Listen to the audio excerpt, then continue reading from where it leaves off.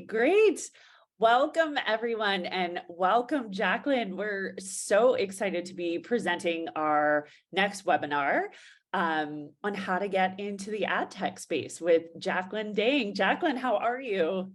I'm so good. Thank you so much for setting this up. I'm really excited. Absolutely. I'm so excited, and we're so excited. I'm speaking on behalf of myself, but also a lot of our Grasshopper members, because I know um, this is just an industry that has grown tremendously over the past.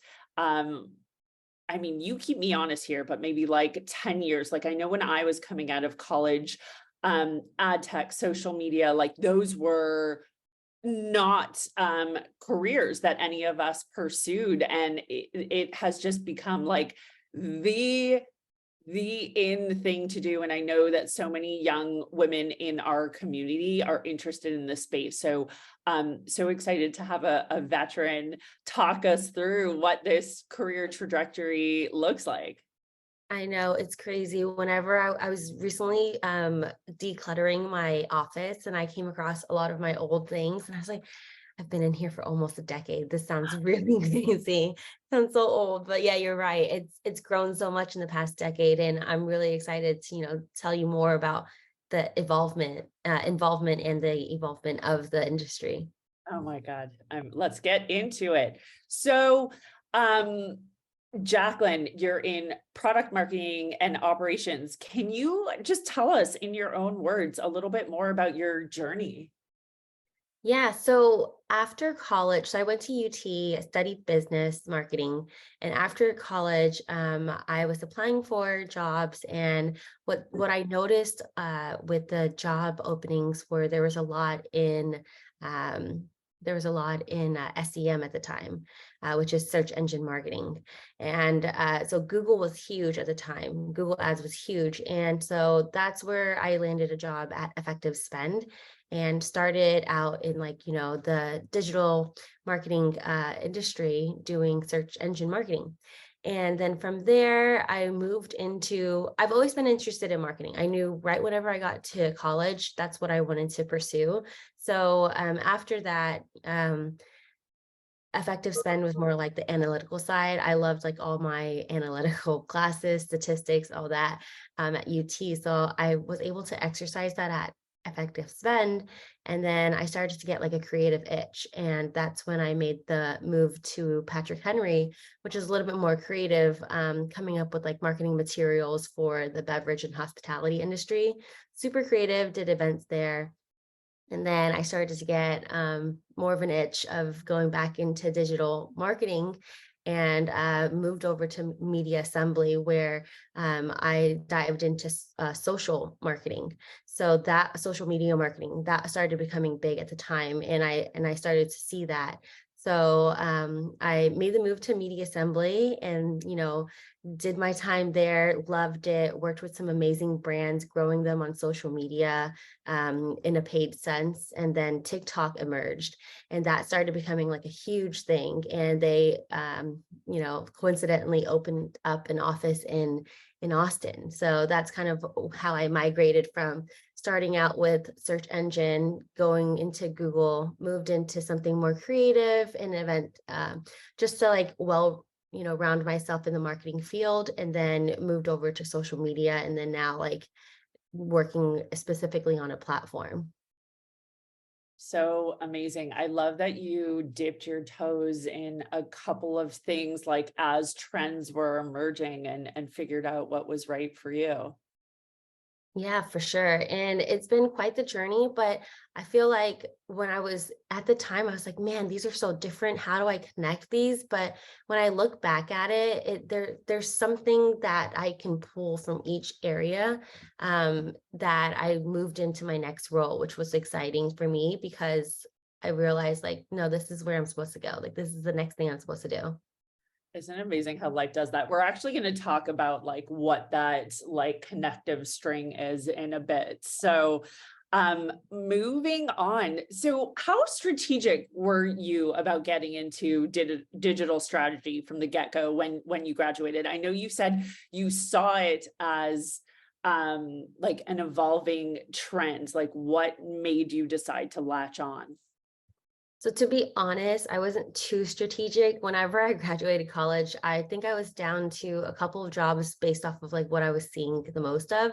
And I was either going to be an underwriter for insurance or I was going to get into digital strategy. And the good side of my brain was just like, yeah, you should go with digital strategy. There's more opportunities here. You can learn more. Also looking at like the companies that I was interviewing for, like, realizing that I could grow with a smaller company, and just like get so much more learnings from it.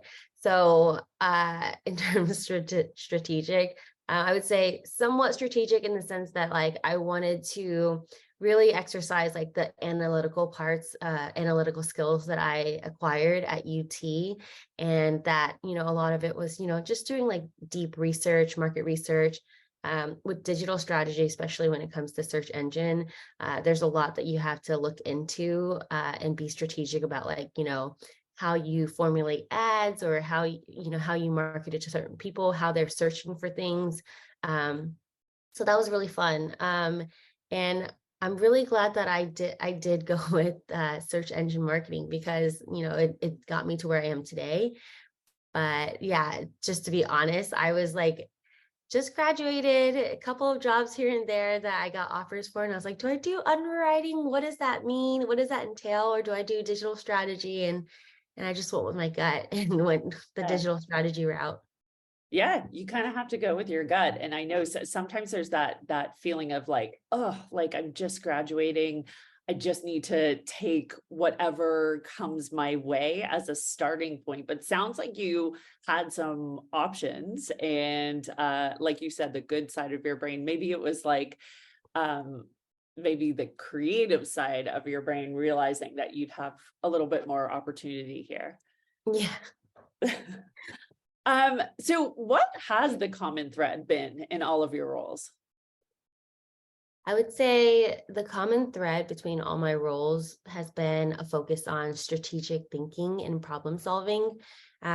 Regardless of the position of the industry, I've always been involved in developing and executing strategies to achieve, certain business goals.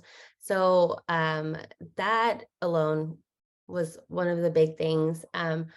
Now, when I look back at like the last 6 years, a common thread for me is just centering myself around some sort of creative aspect of my role because I've always fought between like the analytical side and the creative side of my brain. And now, I'm looking at roles that can be a combination of the two.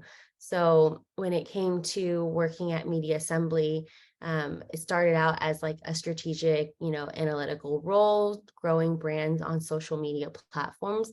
But then slowly, I saw the need within the company for creative because they kind of go hand in hand. In order for a brand to do well on a platform, you have to have good creatives that people are going to be attracted to, stay on and actually convert on. So I've been, really keen on looking at roles that can also help me, think creatively or exercise like my creativity for a brand and growing them. So that's like another common theme that I've seen recently in the roles that I take on. And so now, my current role, I'm product marketing and operations, but for a creative product. So it's really exciting that I get to build a creative product and, think about the marketing for it and, be behind the operations of evolving that product within the company. And for those of us who don't know, what is a creative product? So, so a creative product, so I work at TikTok and one of the creative products, it's just like having a solution for brands to think creatively and make creatives. It could be a number of things, but just something that is creative focused that can build a brand creatively. Okay, thank you.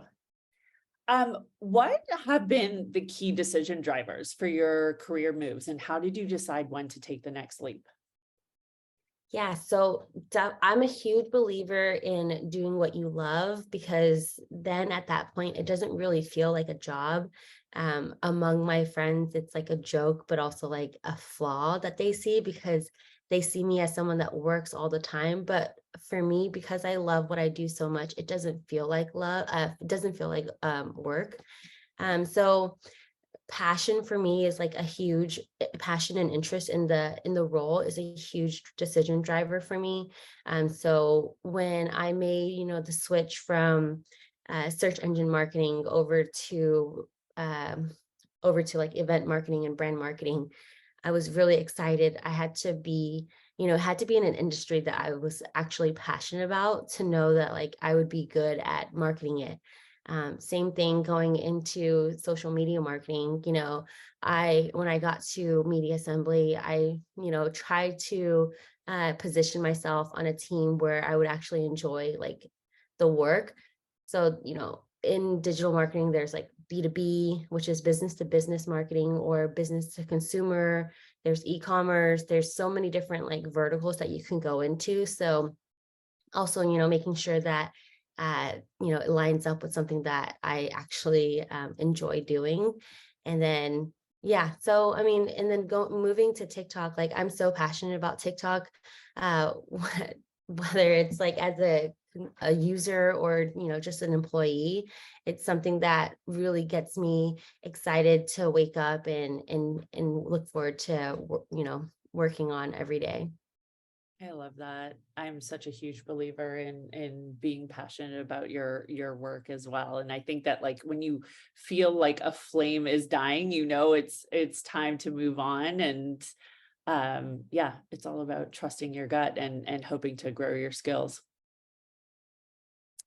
The next question we have is, what is direct response in fashion, and how have you facilitated industry growth at TikTok? Yeah, so direct response in fashion refers to marketing and advertising strategies that aim to elicit immediate and measurable response from consumers. So it involves like creating compelling campaigns that can prompt viewers to take a specific action. So it could be making a purchase or signing up for a newsletter, anything, or even like engaging with the brand. And so at TikTok, I facilitated the industry growth for fashion by leveraging the platform's capabilities, pitching what TikTok can do for those specific brands, and then highlighting that to like the right audience in order to grow them on the brand. So I did. I was one of the first to join the team and work on this industry specifically. So a lot of really excited because I was able to onboard a lot of the fashion brands that you see advertising on TikTok today. So it's really cool to be a part of like the beginning of the story and see that like, you were able to grow XYZ brands knowing that they were, just starting out, didn't know what's going on, spending very little to the amount that they're doing on the platform today. That's so cool. As you were talking through it, it sort of reminded me of Eva Chen's role at Instagram. I know she's like an icon in the industry, and I've kind of like followed her through like Teen Vogue and everything. But that's so cool that you were able to be at the beginning of this movement. So Yeah. so cool. And how did you get into fashion? Is it always something that you've been passionate about? I mean, this is like a very different move for you. Yeah, so it actually came from my time at Media Assembly. So on that team, as I mentioned, I tried to position myself on specific teams. So I was on the e-commerce team at the time, and I guess because I was dressing a certain way, like dressing up, going to work, people thought I was fashionable. So they're like, okay, let's put Jacklyn onto this vertical. So at Media Assembly, I was getting a lot of fashion brands at the time to help grow them on social media. And I guess from that experience, it kind of just felt like a natural move for me to do it at TikTok as well. So I got on fashion, really liked it, kind of already had an idea of like what worked well creatively, like targeting wise, like strategically on social media. That's kind of how I got into it. Cool. Just luck. Ah, Good fashion. yeah. So what are your core responsibilities in product marketing and operations? Yeah, so in product marketing and operations specifically, I'm in charge of developing and executing the product marketing strategies. So making sure that the product that I'm working on has like high adoption. It's also contributing towards revenue growth for the company. And then engaging with the users and understanding like what are ways that we can improve the product, because ultimately I'm kind of like the middle person between the end user and the product managers, like the engineers behind the product. So I am in charge of, working with the users, understanding like how the product's being used and how it could be improved on, and then taking that back to the product team to evolve the product. So there's a lot of market research and analysis that's done, a lot of understanding what the market trends are and competitive landscape, collaborating with cross-functional teams to build it, a lot of things. So kind of going back to one of your questions though, like how I, make my moves, I did not, if I asked myself 5 years ago if I was going to be in product, I wouldn't have said yes. I wouldn't have thought that I would end up being on like the product side of marketing. I kind of just fell into it. And another like the reason for that is because again, like I was looking at, like how could I, utilize like the create, like stay in creative, but also, use like the critical strategic thinking that, I've been uh, groomed to do coming out of college. And I fell into product marketing and I realized like how important it is and how exciting it is to be behind something that's really making a difference for a company. Um, and being able to collaborate with so many cross-functional teams that I otherwise wouldn't have before. When I was in like account management or sales, I was just like pushing forward, getting a number, versus now it's like now I'm taking in feedback and ideas and putting it into something that's going to grow and be like embedded into a platform. Would you say it's a role that's constantly pushing you to be innovative? It's changing all the time, and a role that's like less static for people who are thinking of going into this? All the time, yes, definitely, because the possibilities are endless, especially now with the release of or like the emergence of AI. Now you can think of AI for the product, whereas before, like I would have never thought, AI was going to be, it's something that I could work on. So it's really cool. Definitely a lot of opportunities in product marketing and operations, and um, now being on the product side, I have to ask myself like what is the next move for me. So I always think like not what the next is, but like next two, what are the next two roles from here.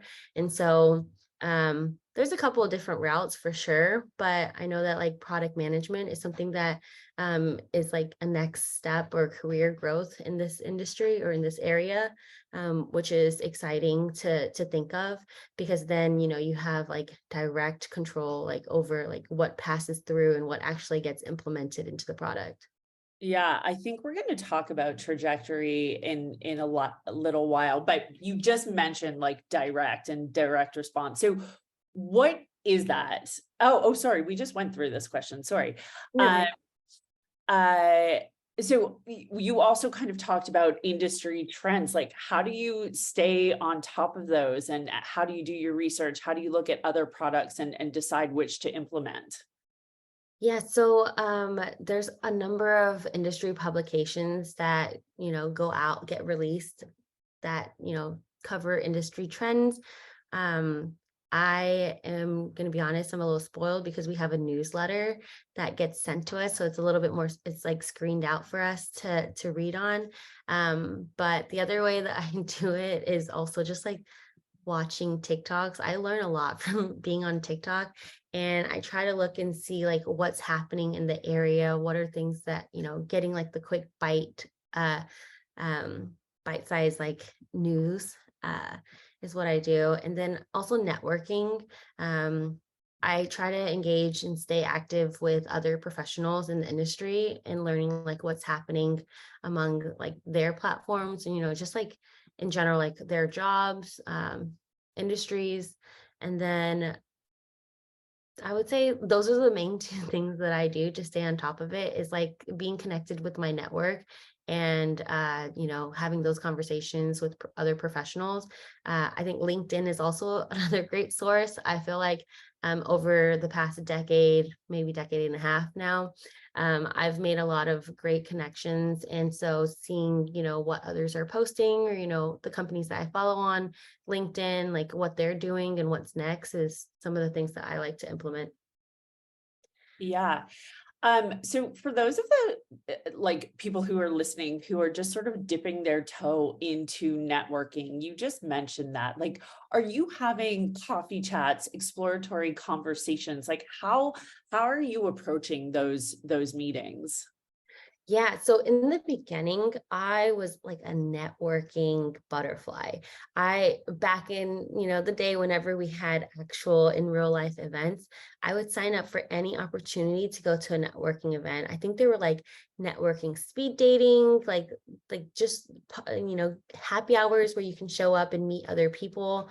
So any grasshopper, I'm sure you guys have like tons of events. So like things like that, I definitely show up try to stand out, make conversations.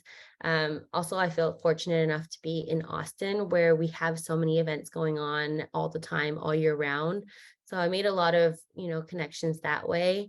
There are, I've also reached out to people on LinkedIn, connected with strangers. If I see like they're doing something really cool, I've done the same on social media. So if there's, someone on social media, like either TikTok or Instagram, that's doing some really cool things with their work, I've reached out and just had those exploratory conversations to get to know like how they got there, what they're doing. Very similar to like this format that we have right now, but in like a more casual, like informal way.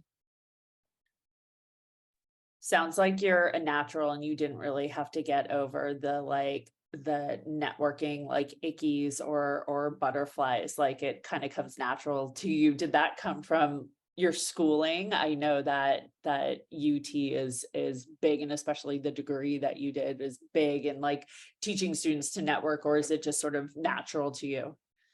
So this is funny, but I feel like I'm an introvert and very shy and timid. Being at UT is such a huge school, and I always had to have like a friend come with me to things, but something that I did to get out of my comfort zone was to take on some odd jobs where it forced me to be in like a mini sales position and speak to strangers quite often to get over my fear of, making small talk and conversations. So that's something that I tell a lot of my friends or, people that I mentor that like, just put yourself in a situation, that makes you a little uncomfortable because at that point, that little exposure over time will help you in the long run. I did things in at UT where it's like I was very nervous at first interviewing for jobs. And so I learned about an organization that was hosting interview marathons. And so I did that. I did that every year and eventually like, won, which sounds like too good to be true, right? But 4 years of, college, the first year I didn't do well because I was so nervous. I learned from my experience. Second year, I interviewed and did so much better. Third year, I won. And then fourth year, I became an interviewer. So it was, So again, just putting myself in a situation where was forced to like, get out of my comfort zone, speak and make those connections so that when I, went to the networking events outside of school, I felt a little bit more comfortable just going up to strangers, showing up by myself and, making friends. yeah, that's super strategic. Good for you. Um, Sorry, it keeps going the wrong way. Apologies for this. So how do you break into the ad tech space for those who are sort of junior in their careers or coming out of school? How do you position yourself to make a move? Definitely internships if possible. I feel like tech companies are very welcoming to interns, as long as you show like the initiative and the excuse me, as long as you show the initiative and passion behind like being in the tech space. Also, again, networking. I've had a lot of people reach out to me on LinkedIn, just like having exploratory coffee chats, trying to figure out like what they could do to help boost their resume and get into it. So making those connections and just finding a way to take your current experience wherever you are and aligning it with something that you want to do within the ad tech space, I think is very crucial. There's lots of ways that you can, take advantage of your current role and what you're doing and, tweak it and turn it into something that you will want to do eventually. Um, I always I think somebody told me that like, where you are right now, you should take it, leverage where you are and the resources that you have at the moment to groom yourself to do what you want to end up doing. So yeah, those are some of the things that I would do. Perfect. And then going back to this question, so what exactly is the career trajectory in the space? I'm guessing, as you said, like it's an industry that's always evolving. So I guess that changes and will continue to change. But what are sort of like the typical roles and trajectory for this industry?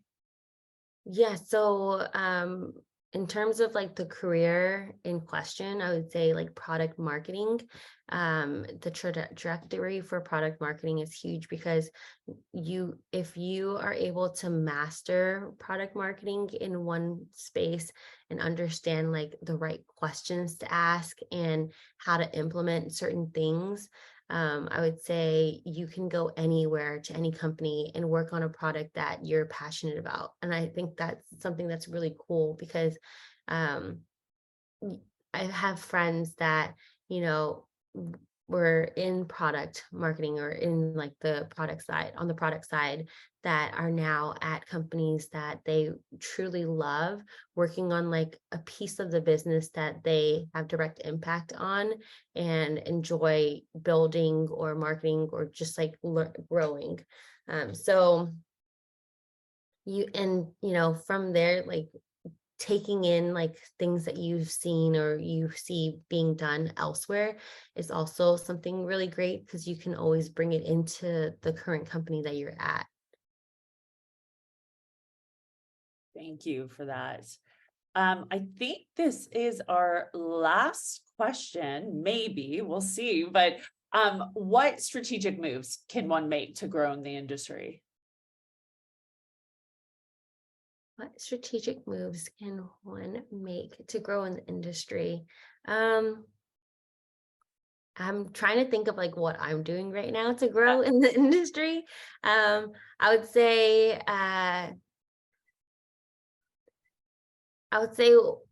networking with the right people, being close to leadership and learning from them, getting like the ins and outs of how to think in the specific role or industry, is something that I have always looked up to. I think, being at TikTok, we have so many amazing leaders.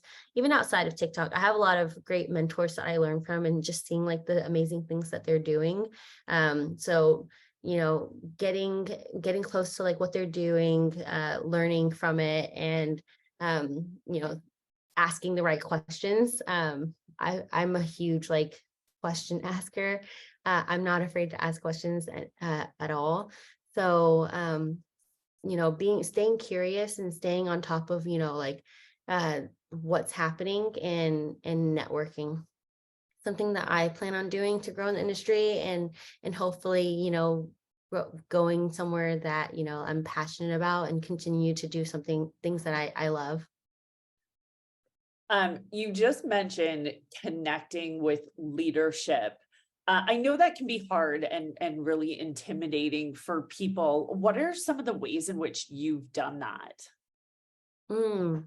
Um, if there's something that I've seen, like like if there's someone that, posted something or released something, or they're working on something that I think is really interesting, just showing interest and kind of thinking ahead and reaching out about it and asking like not surface level questions, but like deep, thoughtful questions about like what they've done, and kind of getting involved in that, showing interest.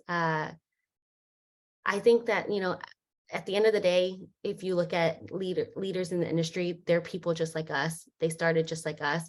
So when you connect with them and ask, for mentorship or, advice, I think that they're more willing to do it if like you're a little bit strategic about how you approach it, because they were once in your shoes as well. So when I have people reach out to me, I'm very open to having those conversations. Being mindful of their time also is really important. But yeah, I think that like, you know, if just reach out because they were once in your shoes and they're open to helping. Yeah. Would you say that, like, have you ever offered to do sort of like extracurricular work or research, or what are some of the ways that you try to get involved in projects that they're in? Yeah, definitely. So I've projects that leadership's in. I've tried to like get like homework from them if possible, or just like, finding something that I can do or coming up with ideas. If I know that they're working on something, just like throwing out some ideas that I had and getting their thoughts on it. Brainstorming ways that, could contribute to some of the work that they're doing. Yeah. Yeah. Perfect. Thank you.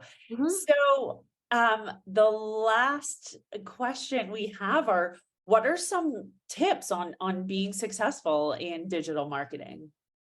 Yeah, I mean, we touched on a lot of things A lot of today. these. Yeah. I think I kept going back to like networking, because I think it's true. It's not what you know, sometimes it's who you know as well. So being open and putting yourself out there, and networking with the industry professionals to kind of leverage like, the path that you want to be on, is something that's huge. Um, the industry is always changing, so continuing to seek out the learnings from those professionals, or just like looking at what's happening in industry publications, online. There's so many ways that you can learn. So being curious, staying curious, and continuously learning. um, if you can find a mentor or mentor someone, I love that so much, and I think that's like one of my goals later is to end up in a role where I can work and be a people manager, because I really do enjoy like that mentorship. So I think, in order to be successful, you can, you know, get a mentor and learn from them. And lastly, like you can't do it alone. I definitely have not, I did not get to where I am by just like sticking heads down and doing my own thing. I've collaborated